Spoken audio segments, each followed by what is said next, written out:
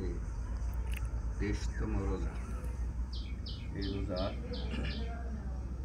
রেখে আমরা আজকে এখানে উপস্থিত হয়েছি। এই পর্যন্ত আজকেরটা নিয়ে 23টি রোজা আমরা রেখেছি। যে এই 23টি রোজা আমরা রেখেছি, আসলে আল্লাহর কাছে কয়টা কবুল হয়েছে এইটুকু লাস্ট রোজা। আমি হিসাব করি 23টা। এই জন্য যে একটু আগে আলোচনা করেছেন আমাদের দরগা ইউনিয়নের সভাপতি সফিউল্লাহ ভাই, কাপাসী ইউনিয়নের সেক্রেটারি জামাতে ভাই, উপস্থিত রোজাদার ভাইরা, আসসালামু আলাইকুম ওয়া রাহমাতুল্লাহ। আমরা দুইজনের কাছ থেকে শুনলাম এবং জানিও যে কোরআন শিব আল্লাহ রাব্বুল আলামিন রমজান মাসে নাজিল করছে। আমি সংক্ষেপ, সময় কম, সেই সরকারি সংক্ষেপে দিয়ে একটা কথা বলি। তাহলে নাজিল করছেন রমজান মাসে। কোন রাত্রি নাজিল করছেন এইটাও জানি। কোন রাত্রিতে? লাইলাতুল কদর। লাইলাতুল কদর। তো এই লাইলাতুল কদরে নাজিল করছেন। এই নাজিল করার কারণে লাইলাতুল কদরে মান সম্মান ইজ্জত অনেক বেড়ে গেছে, ঠিক না? এই রাতে তাহলে এটা কেন?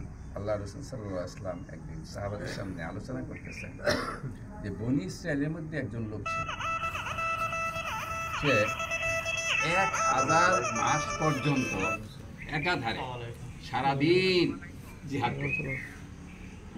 সারাদিন আল্লাহর পথে সংগ্রাম করত আর রাত্রে ইবাদত করত। সাহাবায়ে কেরাম তো শুনে হতাশ, হ্যাঁ হ্যাঁ তাইলে তো নেকির দিক দিয়ে দাঁড়ে কাছে বলতে পারবো না, আমাদের হায়াত কতটুকু আছে। মানে সে এতদিন পর্যন্ত জিহাদ করছে, এর সমান মর্যাদা আমাদের কেমন করে হবে? এই অবস্থা আল্লাহ রাব্বুল আলামিন বলে দিলেন লাইলাতুল কদরি খায়রুম মিন আলফ শাহর। যে ওই যে 1000 মাসে দেখছো না, সে সারা যে 1000 মাস সে যে জিহাদ করছে সারাদিন। জিহাদের সবচেয়ে বেশি না? জিহাদের মধ্যে সবচেয়ে বেশি না? বেশি। তো এই যে করছে, তুমি যদি এক রাত্র আল্লাহর ইবাদত করো আল্লাহকে রাজি খুশি করার জন্য, তাহলে এর চেয়ে অনেক বেশি সব আল্লাহ রাব্বুল আলামিন রাখে। সুবহানাল্লাহ। মানে খায়রুন শব্দ ব্যবহার করেছে, খায়র। এই শব্দটা আসলে সুবহানির দিক, আরবিতে বলা ইসমে তাফদীল। মানে এর চেয়ে অনেক বেশি বেশি উত্তম হচ্ছে যদি তোমরা এই একটা রাত্রে ইবাদত করো। তো এই রাত্রিতে তো ফজিলত। এখন এই ফজিলত পেতে হলে আমাদের কি করতে হবে?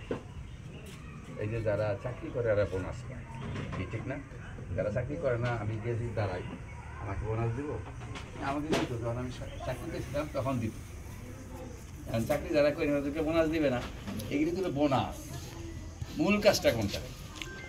মূল কাজটা হলো এই যে কোরআন শরীফ আল্লাহ নাজিল করছেন।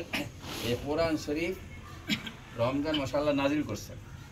আবার এই রমজান মাসেই প্রথম এই কোরআনের সাথে বাতিলের সংঘর্ষ হয়েছে। কোথায় হয়েছে? বদর যুদ্ধ, বদরের প্রান্তরে। এই কথা আপনারা শুনছেন। 313 জন মুসলমান আর ওদের ঘোড়া আছে অনেক, তারপরে আবু জাহেলের দলে যায়, তারপরে তার সৈন্য সামন্তের কথা শুনলেন, ওই সব দিকটা জাঁকজমক। আর মুসলমানদের তরবারি নাই, ঘোড়া হয়েছে মাত্র কয়েকটা। এই অবস্থা, আল্লাহ রসুল গেলেন। এটা দেখাই যায় যে কারণ অস্ত্র কিচ্ছু নেই, আর ওদের কাছে সব কিছু আছে। ওদের সাথে তো পারার কথা, কি বলেন, ঠিক কিনা? আল্লাহ রসুল দোয়া করলেন। কি দোয়া করলেন? আল্লাহুম্মা হাযি কুরাইশ, হে আল্লাহ এরা হইলো এই যে কুরাইশরা, আতাত বিখাইলাইহা, তারা আসছে তাদের সমস্ত সাজ সরঞ্জাম নিয়ে, এখানে সব সাজ সরঞ্জাম নিয়ে, যুদ্ধের নিয়ে তারা এখানে আসছে। কি জন্য আসছে? লিউকাযযিবা রাসূলা, তোমার রাসূলকে আজকে মিথ্যাবাদী বানাবার জন্য, বন্ডনই বানাবার জন্য। কেমনে? যে আজকে এই প্রান্তরে যদি আল্লাহ রসুল যদি পরাজিত হন, তখন কাফের মুশরিকরা বলবো যে আল্লাহ বলে পাঠাইছে, আল্লাহ সাহায্য করলো না কেন? এবার বলবে না? আসলে একটা বন্টন, আমাদের মিথ্যা কথা বলে, নাউযুবিল্লাহ মিন যালিক। এরপর আল্লাহ রসুল বলছেন কি? ফানাসরুকাল্লাযী ওয়া'আদতা, আল্লাহ আপনি তো ওয়াদা করছেন, আপনি বলছেন তোমরা যাও ময়দানে, তোমরা যাও, আমি আসি। আমি কি করব? ফেরেশতা পাঠাবো, ফেরেশতারা গিয়ে এদেরকে কেসকে মার দিব। আর আমি আল্লাহ একটা দায়িত্ব নিলাম, কি? সানুলকি ফি কুলুবিহিম রুবা, আমি এই কাফের গোষ্ঠীর অন্তরের মধ্যে ভয় ঢুকাই। যত বড় বীর হোক, বাহাদুর হোক, মস্তান হোক, দিলে যদি একবার ভয় ঢুকে যায় তাহলে কি পারবে ময়দান থাকতে? পারবে না, ভয় ঢুকাই দিবে। ফানাসরুকা আল্লাযী ওয়া'আদতা, আল্লাহ আপনি তো ওয়াদা করেছেন আমাকে সাহায্য করবেন, এখনই করেন এটা। এরপর আল্লাহ রাসূল কি বলছেন? ইন তুহুল্লাকা হাযিল আসাবা, আল্লাহ এই যে মুষ্টিমের কয়েকটা লোক আমি নিয়ে আসছি, এই কয়টা লোক যদি এই বদর প্রান্তরে আজকে হালাক হয়ে যায়, তার শেষ হয়ে যাওয়ারই তো কথা। 1000 মানুষের সামনে 310 কয়জন, একজনের বাগে ভরে 3 জন, তরবারি খেলে চালাইবার শেষ করে দেব। যদি শেষ হয়ে যায়, লা তওবা, তাইলে তোমার নাম নেওয়ার মতন আর কেউ থাকবে না। কথাটা দেখছি, এটা তো আল্লাহ রসুল বলছেন। আর আমি সাথে, আপনারা যারা ইংরেজি শিক্ষিত যারা আছে তারা জানেন, পিকে হিট্টির নাম শুনছেন। তিনি একজন ঐতিহাসিক, তিনি একটা বই লিখেছেন, আমি তার ওই বইটা বলছি, ইসলাম এ ওয়ে অফ লাইফ। তিনি মুসলমান আর খ্রিস্টান, একটা বই লিখছেন ইসলাম এ ওয়ে অফ লাইফ, ইসলামের একটা জীবন ব্যবস্থা, ইংরেজি। তো ওইখানে তিনি এই বদরের যুদ্ধ সম্পর্কে আলোচনা করতে গিয়া কনক্লুশনে, উপসংহারে গিয়া 2টা সেন্টেন্স বলেছেন। আমি সেন্টেন্সটা আপনাদের কাছে পেশ করতে চাই। সেটা হলো, তিনি বলছেন, if the Muslim could not achieve victory in the battle of Badr, বদরের প্রান্তরে, বদরের যুদ্ধে সেই দিন যদি মুসলমানরা বিজয় লাভ করতে না পারত, Islam would have wiped out from the face of the earth forever এভার, তাহলে ইসলাম চিরদিনের জন্য এই দুনিয়ার বুক থেকে মুছে যাবে। উইপড আউট বলা হয়, এখানে মূল সহ উঠাই দাও। তো মূল সহ উঠাইলে কি মূল থাকলে তো একটু সারা কথা, আর মূল সহ উঠাইলে কি থাকবে? তাহলে দেখা গেল রমজান মাসে কোরআন শরীফ নাজিল হয়েছে, আবার রমজান মাসেই প্রথম যুদ্ধটা হল। কোরআন থাকবে কি? থাকবে। এরপরে অষ্টম হিজরিতে গিয়ে কোরআনের বিজয় হলো, মক্কা বিজয় মানে কোরআনের বিজয় হলো। তাহলে কোরআন শরীফ নাজিল হয়েছে এই মাসে, কোরআন শরীফ বিজয় হয়েছে এই মাসে। তাহলে এখন কি কোরআন বিজয় আছে? না। বিজয় বলতে এখন কোরআন হলো বাতিলের আন্ডারে। বাতিল করোনার সময় বলছে মসজিদে 3 জন ঢুকবেন, বুঝলেন? এর বেশি না। আল্লাহ বলছেন কি সবাই, কারণ বাতিল বলে 3 জন। তাইলে কি আল্লাহ তা উপরে না বাতিলের টু উপরে? আর আল্লাহ রসুলকে আল্লাহ পাঠালেন কেন? লিইয়ুযহিরাহু আলাদ দীনি কুল্লিহি, যে ইসলাম অন্যটার অধীনে থাকবে না, ইসলামের অধীনে সব থাকবে। আজকে তো অধীনে নাই। তাহলে সাহাবায়ে কেরাম যখন পাগল পারা হয়ে গেছিলেন যে কোরআনকে, এই কোরআন প্রতিষ্ঠা করার জন্য এই সমাজে আমাদের আরও বেশি হওয়া দরকার না? আরও বেশি হওয়া দরকার কিনা? আরও বেশি হওয়া দরকার। এই জন্য এই যে এই কোরআন শরীফ নাজিল হওয়ার কারণে এই মাসের মর্যাদা ওনারা বলছেন, মর্যাদা বলে শেষ করা যাবে না, কত মর্যাদা যা আছে কোরআন শরীফ এই কোরআন নাজিল হওয়ার কারণে। আর কোরআন শরীফকে আল্লাহ বলছেন হাযা কিতাবুন আনজালনাহু মুবারাকুন, এটা হলো সূরা আল আনআমের 155 নম্বর আয়াত, যে হাযা কিতাবুন, এইটা একটা কিতাব, মুবারাকুন, এটা বরকত দিয়ে ভরা, এর মধ্যে খালি বরকত। তো কোরআন শরীফটা আমার আপনার সবার ঘরে আছে না? আমরা কি বরকত পাইতেছি? এন্ড অভাব অনটন, ওইখান তো পরিবারের শান্তি নাই, সমাজে শান্তি নাই, দেশে শান্তি নাই, ছেলে মেয়ের কথা শোনে না, কি ভাই ঠিক না?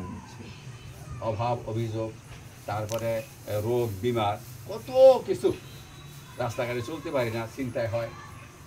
তাইলে কি এখন বরকত আছে? বলেন বরকত আছে কেন? কোরআন তো আমার কাছে আছে, তো বরকত পাই না কেন?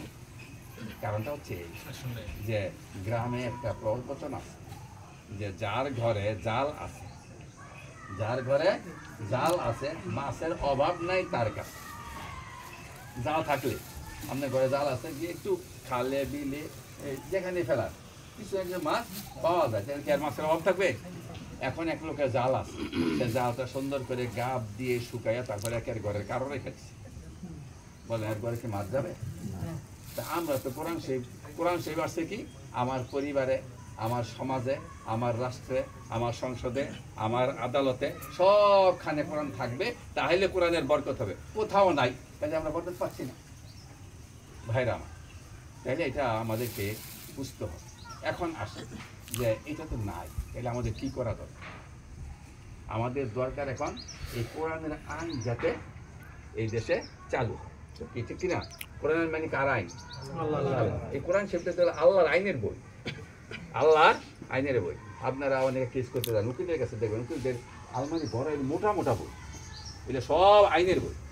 এটা কি আল্লাহর আইনের না ব্রিটিশদের আইনের? এখন ব্রিটিশদের আইন মাইনা যদি আমি কেস করি, আর যিনি জাজ আছেন, বিচারক, তিনিও যদি ওই আইন দিয়ে তারপরে আমার মামলা বিচার ফায়সালা করেন, তাহলে সে কি মুসলমান থাকে না? আল্লাহ কি বলছেন? আমাল্লাম ইয়াহকুম বিমা আনজালাল্লাহু ফাউলাইকুম কাফিরুন ফাউলাইকুম যালিম ফাউলাইকুম ফাসিক। এটা মায়াতের মধ্যে একেবারে 3 জায়গায় বলছে, একটু পরে বলি। যারা আমার কিতাব দিয়া, আমার আইন দিয়া বিচার ফায়সালা করে না, তারা কাফের, তারা জালেম, তারা ফাসিক। তা আমি রোজা রেখে গেছি কেস করার জন্য, জমি নাই আরেকজনের, কিংবা আমার উপর অত্যাচার করে একজন, এরকম আছে না? কেস করতে গেছি, আমি কার আইন দিয়ে করছি? বেটের আইন। করা দরকার ছিল কার আইন দিয়া? আল্লাহর আইন। আল্লাহর আইন। তাইলে আল্লাহর আইন দিয়ে তো আমি করলাম না, তাইলে আমার এই রোজার দ্বারা কি তাকওয়ার কথা বলছি, তাকওয়া হয়েছে আমার? রোজার দ্বারা আমাকে আল্লাহ যে মুত্তাকি বানাইতেছে, আমি কি মুত্তাকি হতে পারবো? যান ব্যাংকে, ব্যবসায়ী যারা আছেন, ব্যাংকে গিয়ে টাকা, কারণ এই ঈদ উপলক্ষে অনেক মালামাল আনতে হবে। এখন টাকা আনবেন, এরাও খালি টাকা দেয়, পরে কি গুনে? সুদ গুনে। কি বল? সুদ গুনে কিনা? সুদ গুনে। ইসলাম ব্যাংক আলাদা, কিন্তু এখানে সুদ। তা আমি সুদে টাকা আনছি, টাকা আইনা তারপরে আমার দোকান সাজাইছি, ঈদের ইচ্ছা আমাদের বিক্রি হয়েছে, অনেক লাভ করছি। আর ঈদও করলাম খুব, এখানে খুব জাঁকজমকভাবে ঈদ আদায় করলাম। তো এই রোজার দ্বারা কি আমার গুনাহ মাফ হয়েছে? বলেন, গুনাহ কি মাফ হবে? রোজা তো মাফ করা বলছে। তাহলে এটা আমাদেরকে বুঝতে হবে। এই জন্য আমাদের কোরআনের পক্ষে থাকতে হবে। এই কোরআনের আইন, এই এখন একটা সুযোগ হয়েছে আলহামদুলিল্লাহ। এই 16 বছর পর্যন্ত আমরা এই কথাগুলি আপনাদের কাছে বলতে পারি না, বলার সুযোগ ছিল? এইভাবে বসতে পারছি আমরা? বসতে পারি না। বসলেই বলতে যে দইরা নিল গেলে নিয়ে অ্যারেস্ট করে কইলে যে এরা দেশের বিরুদ্ধে ষড়যন্ত্র করতেছে। অথচ আমরা এই কথাগুলি বললাম, কি বলেন কি না? কোরআনের কথা বলা যায়। এখন আল্লাহ এই যে সুযোগটা করে দিছে, এখন আমাদেরকে এই সামনে এই দেশে আমরা কোরআনের আইন চালুর জন্য এই পক্ষে, কোরআনের পক্ষে না থাকতে পারি, তাহলে আমাদের এই রোজা কোন কাজে আসবে।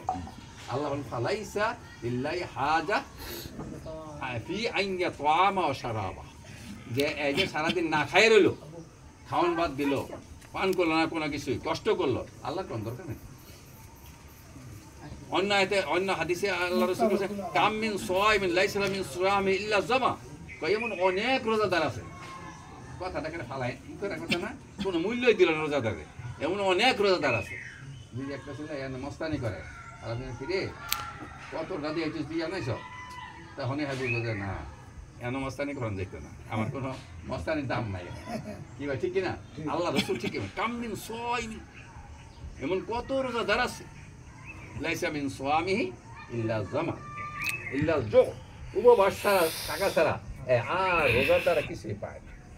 তো ভাইরা, আমরা যদি আসলে এই কোরআনের বরকত পেতে চাই, এই দেশে যদি শান্তি চাই, আমার পরিবারে শান্তি চাই, আমার দেশে সমাজে শান্তি চাই, এবং আমার সব জায়গায় যদি আমি শান্তি চাই, শান্তির একটা পথই আল্লাহ রাব্বুল আলামিন দিয়েছেন কোরআন শরীফ।